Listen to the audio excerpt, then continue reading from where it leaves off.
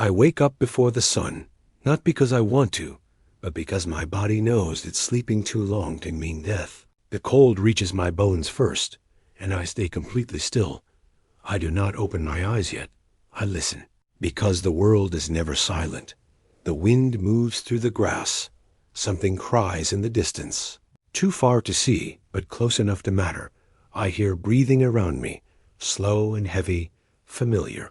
The tribe is still here, and that means I lived through the night. When I finally open my eyes, the sky is dark, but no longer black. The fire is weak, barely alive, small red embers staring back at me. Fire is life, and if it dies, the night will return. My hands move closer to the warmth, and my fingers ache. My skin is cracked and rough. The ground beneath me is hard and cold, and it does not care if I live or die. My stomach tightens as it always does. Hunger wakes with me every day, deep and constant.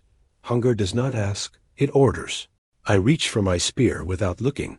I always know where it is, even in sleep. I run my hand along the wood, and then the stone tip sharp, still sharp. That means I might live today around me. The others sleep close together. We never sleep alone. Alone is death. I see scars on their bodies, like the ones on mine, each one a memory of pain and survival. The sun begins to rise slowly, and with light comes danger. Animals see better. Other men see better. Light does not mean safety. It only means change. I stand up carefully. My body is heavy, but strong. I feel my balance, my weight, my breath. I am alive, and that is enough. Today we hunt, or today we weaken. Today we eat, or today we fear. I look at the land in front of me, wide and unforgiving, and I know one thing with certainty.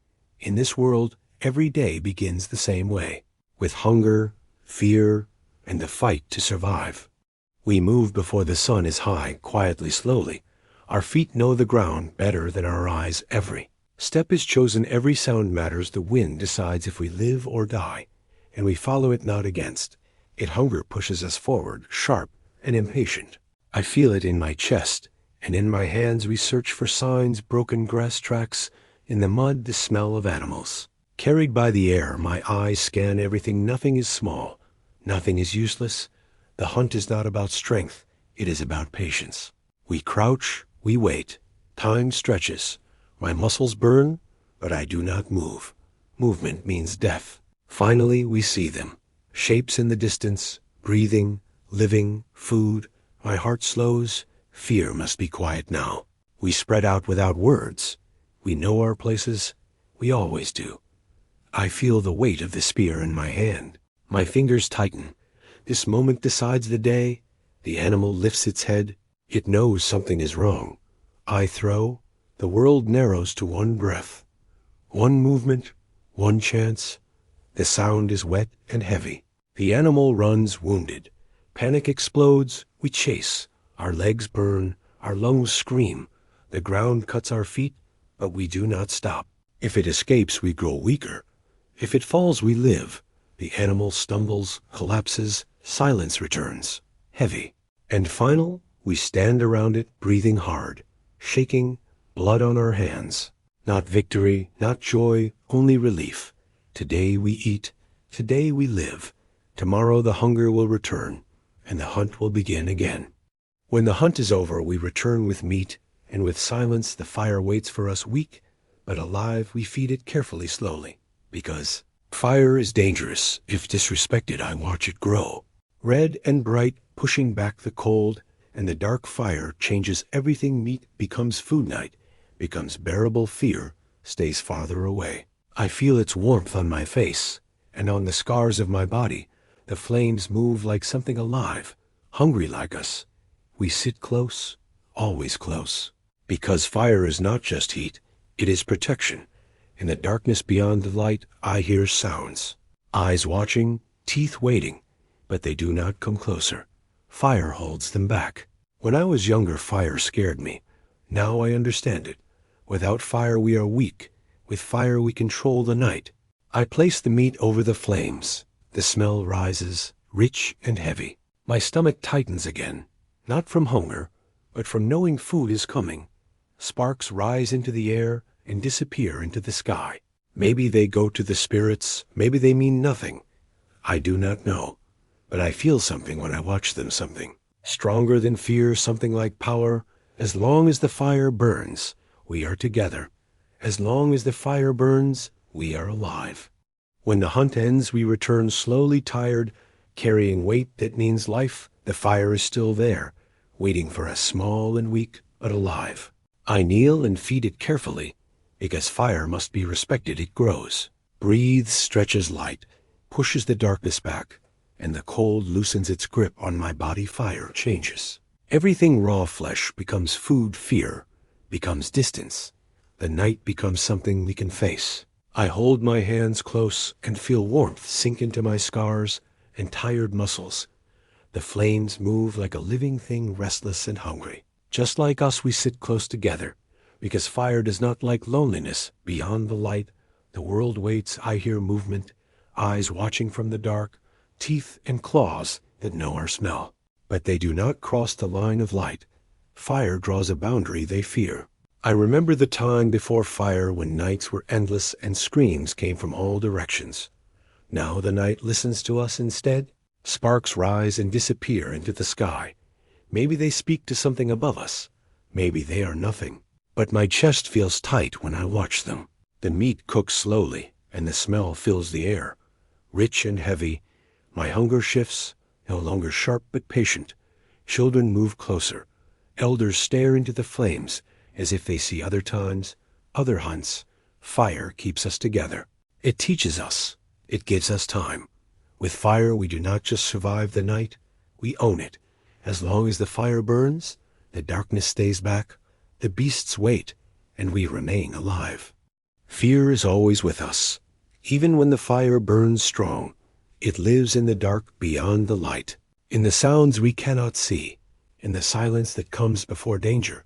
The land is alive, and it watches us. The wind brings smells we do not trust. The trees move even when there is no sound. Beasts walk where we cannot follow. Their eyes shine and disappear.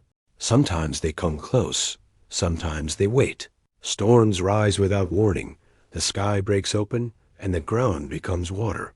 Lightning splits the darkness, and the world screams. We do not understand the sky, but we fear it. Fear keeps us alive. It tells us when to run, when to hide, when to stay still. But fear is not only teeth and claws. There are things we cannot see, things that follow us in dreams. When someone dies, we feel them leave, but we do not know where they go. The fire changes when death comes close. Shadows move in ways they should not. We speak softly. We offer food to the darkness, not because we know it listens, but because doing nothing feels worse. Spirits live in the wind, in the stones, in the animals we kill. We thank them so they do not follow us. I do not know if they are real, but I feel them. Fear is heavy in my chest when the night is quiet, heavier than hunger, heavier than cold. But fear teaches us to respect the world, to move carefully, to remember that we are not masters here. We survive because we listen, because we fear what we do not understand, and because we never forget that the unknown is always closer than it seems. When the night grows quieter and the fire burns low, my thoughts move forward, not to tomorrow only, but to the days that will come after me. I watch the young ones copy our movements, how they hold stone, how they step on the ground, how they look before they move. They learn without being told, just as I did. Knowledge is not kept, it is passed. A tool made today will be used by hands I will never see. A path found today will save lives long after I'm gone. Sometimes I shape stones slower than before. My hands remember what my body forgets, and I let the younger ones watch, because one day they will do this without me. I think about marks we leave, scars on the land, places where we return, stories carried in breath and gesture. This is how we stay alive after death, not in bodies, but in memory. The fire crackles, and I feel something warm that is not heat, something like hope, not a word I know, but a feeling I carry. That tomorrow can be better if we remember what today taught us, if we teach the young to fear wisely, to hunt patiently, to trust the tribe. The world will still be dangerous when I am gone. Beasts will still hunt.